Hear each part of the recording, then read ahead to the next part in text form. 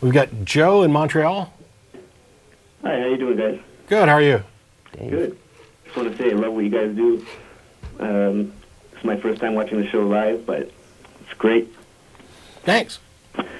I'm calling because, my wife and I have been struggling with something recently. We lost our faith about within the last 4 years. And we came up in really religious families, really involved Christians. And, we all looked at our parents as heroes. And now, that perception of them is crumbling because we don't believe in anything that they're involved in, really. Yeah. And it's a painful thing to struggle with. And I just wondered if you guys have experienced anything like that. Anything you have to say to that? Yeah. My parents, I grew up in a family that attended a Methodist church. My parents met as missionaries, in fact, in Cuba before Castro, have always been very religious. And once my brothers and I were grown and out of the house, they went back to seminary and became ministers.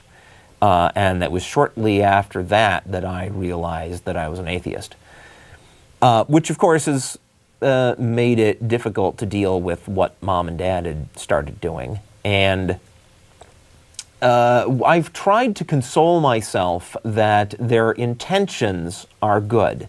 And I think that that's fair. They really believe this stuff, and they really think that they're doing some good by promoting it. They're not, but they mean to, and their good intentions are not just limited to doing the religious stuff. They're nice people in general. So hopefully you've got that to hold on to. Yeah, that is there for sure. One problem I'm sorry. Oh no, go on. Yeah, one problem that both my wife and I experience with our folks is that when we bring up Bible topics to them that we find atrocious or absurd, genocide, Abraham willing to murder his son, and those types of things, the responses that they give us are so offensive to us that, under normal circumstances, we wouldn't tolerate hearing, anybody saying these type of things, trying to justify those type of things. Hearing, our most close loved ones defending that stuff is just terrible. Yeah.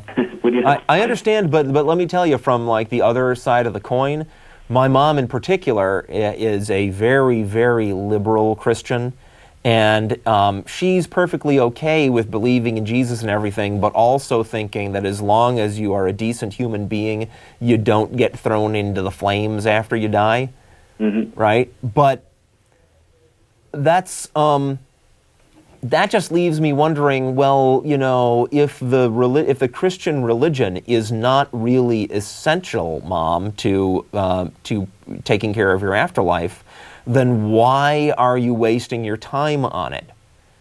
You know what I'm saying? I mean, that did not leave me in a better position as far as my view of the sanity of her position. It's nice that she's not a fire and brimstone fundamentalist, but it still doesn't make a whole lot of sense. Yeah. Matt?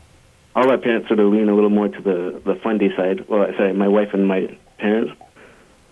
Yeah, I went through a bit. We all lose some of our heroes at some point. It's almost a literary theme of your hero not living up to the idealistic image that you had, and a lot of it has to do, or usually I'd say it has to do with changes within you. One of the nice things about discovering that you are wrong or changing your mind about something is that it's bad in the sense that you're forced to look at your. Oh, are you still there? Yeah, I'm there. No, I had a weird noise. It's bad that you have to look at your old beliefs, your old heroes in a new light and come to some realization that perhaps some of the things that you thought were good are not good. But it's good in the sense that now you have a view that is more in tune with reality, and you can find new heroes.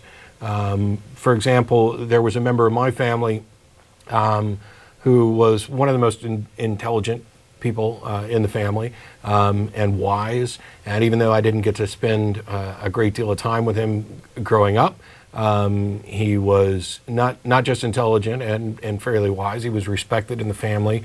He was a missionary for a time being, and seemed to be the kind of person that the other Christians in the family would go to for spiritual advice and support in much the same way that you would a minister. And while he wasn't a hero of mine, I certainly had an idealistic image of him.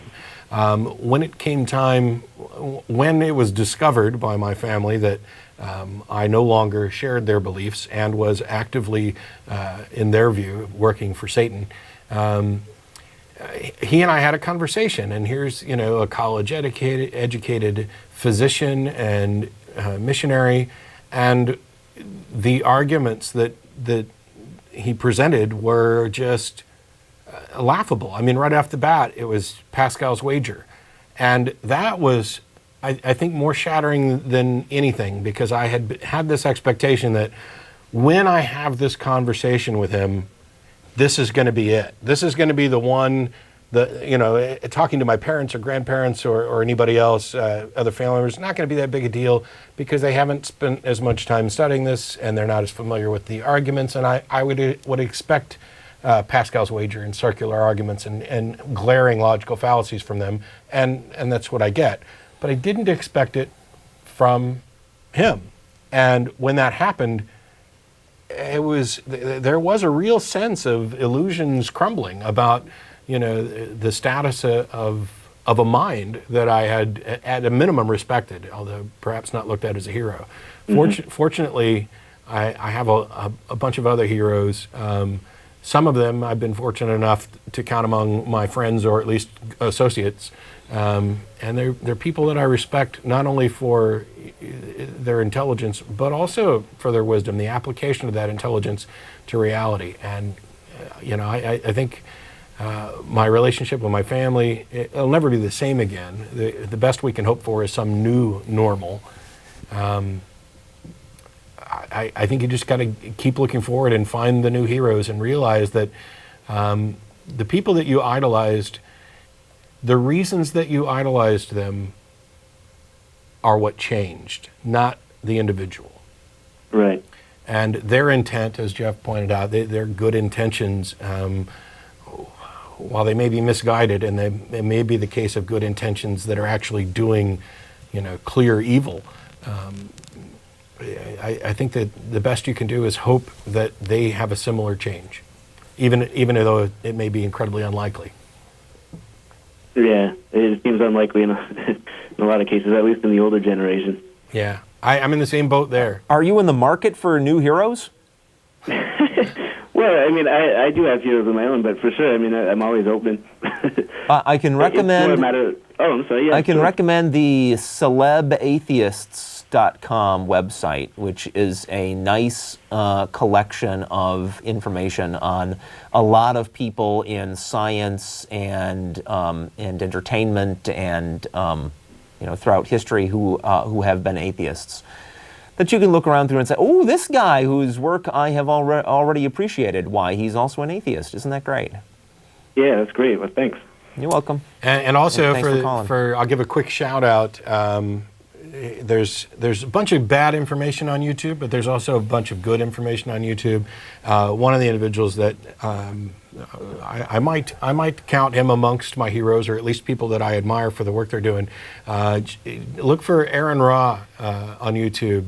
Oh yeah, I love him. Yeah, and he's in Texas, and I'd love to get him on the show, and I'm pretty sure that just saying that might already come close to making it a done deal. We kind of traded a quick exchange on my Facebook page, so we'll see about that. But and there's a lot of other people out there that are doing really good work, and it's while we tend to get a lot of backlash from fundamentalists that we're being hateful or whatever, I don't find that remotely true, and I find that a lot of those people just don't understand their worldview is so perverted by their religious beliefs, and for the same reason that we can no longer idolize them, they cannot possibly understand why we might idolize others that are similar to us.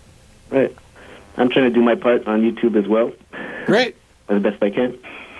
All right. Well, thanks a lot, Joe. Appreciate the call. Thank you.